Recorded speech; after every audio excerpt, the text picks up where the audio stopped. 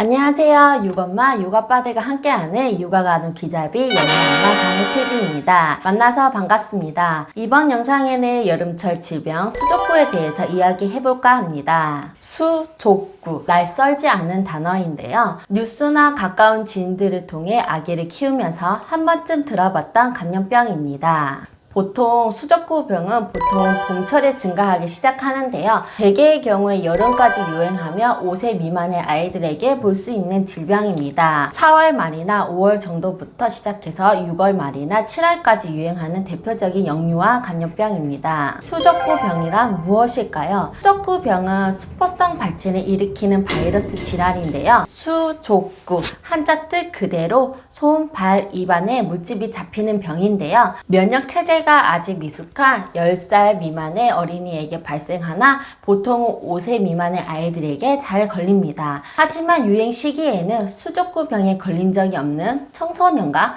성인들도 드물게 발생된다고 하니 참고 부탁드립니다. 수족구병은 주로 코사키 바이러스를 통해 감염되지만 엔테로 바이러스를 통해 감염될 수 있습니다. 코사키 바이러스에 의한 감염은 대부분 무리 없이 지나가는데요. 치사율은 0.1%도 되지 않으니 위협적이진 않습니다. 하지만 엔테로 바이러스에 감염될 경우에는 다양한 합병증을 유발시킬 수 있습니다. 이 때문에 치사율도 높은 편이라 각별히 주의가 요구됩니다. 수족구병을 의심할 수 있는 증상은 어떤 것이 있을까요?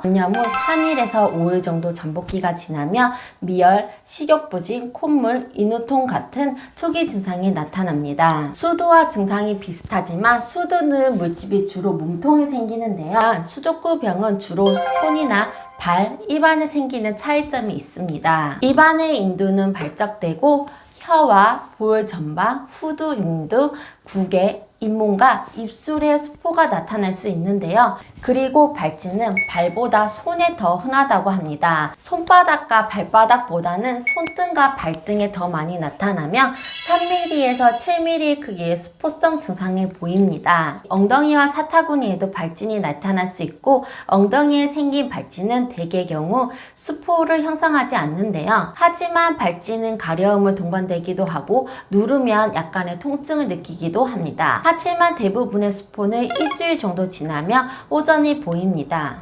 참고로 간혹 수포를 터뜨린 경우가 있는데요. 수포에서 나오는 진물로 인해 전염되거나 2차 감염이 발생될 수 있으니 터뜨리지 않는 것이 좋습니다. 그리고 발진은 손과 발에는 없으나 입안에는 생기는 경우가 있어 단순 포진과 구내염을 구별하기 어려울 수 있으니 주의해야 합니다. 대부분 증상은 7일에서 10일 이내에 자연히 치료가 되는데요. 열이 많이 나는 경우엔 열성경련이나 입안의 통증으로 잘 먹지 못합니다. 만약 탈수 증상이나 8시간 이상의 소변을 못 보는 경우가 발생한다면 진료를 보는 것을 권합니다. 수족구병의 감염은 어떻게 되나요? 수족구병은 환자와의 직접 접촉이나 비말을 통한 간접적인 접촉에 의해 전염이 되는데요. 보통 환자의 대변이나 환자가 만지는 물건을 만지는 경우 환자의 호흡기 분비물 또는 침, 가래, 콧물, 입이나 피부 물집의 진물과 접촉을 하면서 감염이 시작되는데요. 그 외에도 오염된 바이러스가 존재하는 물을 마시거나 수영장에서도 전파가 가능합니다. 감염이 되면 약 3일에서 7일 정도는 잠복기를 거친 후 증상이 나타나기 시작합니다. 주로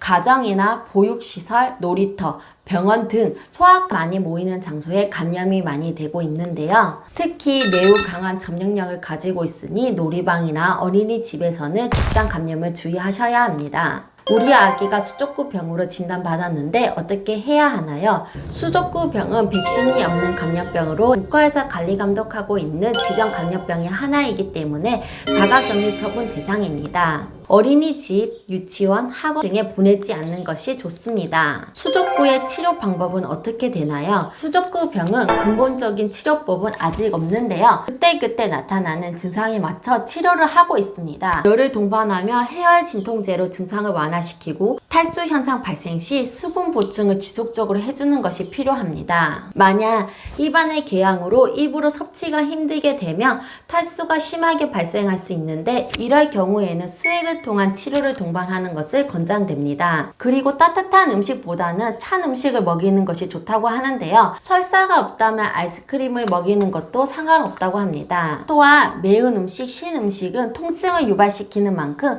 피하고 부드럽고 자극적이지 않는 음식을 먹여야 합니다. 그 외에 가려움증이나 통증이 심하면 항히스타민제나 진통제 사용이 가능하기 때문에 병원에서 처방을 받아 약물 치료하는 것도 가능하다는 점 참고 부탁드립니다. 수족구의 예방법은 있을까요? 수족구병은 치료제와 백신이 없기 때문에 예방하는 것이 최우선인데요. 예방법은 다른 바이러스 질환과 비슷합니다. 이번 강의에서는 몇 가지 예방법에 대해 살펴보도록 하겠습니다. 첫째, 영유아들에게 생활 속에서 손을 깨끗이 씻기를 반드시 해야 하는 습관으로 교육을 시켜야 합니다. 손 씻기는 수족구뿐만 아니라 각종 질병을 미리 예방하는 가장 기본입니다. 만약 아직 자녀가 어려서 혼자 할 수 없다면 틈틈이 아기 손을 씻겨주는 것을 습관화하도록 합니다. 외출 후, 배변 후, 식사 전후, 기저귀 교체 전후에는 필수적으로 손을 씻어줘야 하는 것을 꼭 기억합시다. 둘째, 주기적으로 장난감, 놀이기구 등 아이와 간접적으로 접촉하는 물건은 반드시 소독을 해줘야 합니다. 아기를 키우면서 의외로 신경을 덜 쓸 수 있는 부분인데 위생 상태를 유지하기 위해서 매우 중요한 만큼 꼭 기억하셨으면 좋겠습니다. 셋째, 기침 예절입니다. 기침을 하게 되면 휴지나 옷소매 위쪽으로 입과 코를 가려야 합니다. 비말을 통한 감염도 우려되므로 평소 습관을 들여야 합니다. 넷째, 만약 자녀 중 한 명이 걸렸다면 또 다른 자녀와 접촉을 하지 못하게 해야 합니다. 그리고 수족구 병에 걸린 자녀 옷은 철저히 세탁하고 기저귀를 사용하고 있다면 절대 만지지 못하게 해야 합니다. 다섯째, 면역력을 높여줘야 합니다. 평소에 늘 신경 써야 하는데요. 계절에 적합한 실내 온도를 유지하고 가정에서 아기를 키우기 최적이 50에서 60% 습도를 일정하게 맞춰줍니다. 그 외에 비타민과 영양 섭취에도 신경을 쓰고 주기적인 야외 활동을 통해 햇빛을 받고 운동을 해준다면 면역력 관리에는 큰 도움이 됩니다. 매년 수족구 병으로 힘들어하는 우리 아기들, 양육자분들의 정성 속에서 감염병 예방을 잘해 감염에 노출되지 않았으면 좋겠습니다.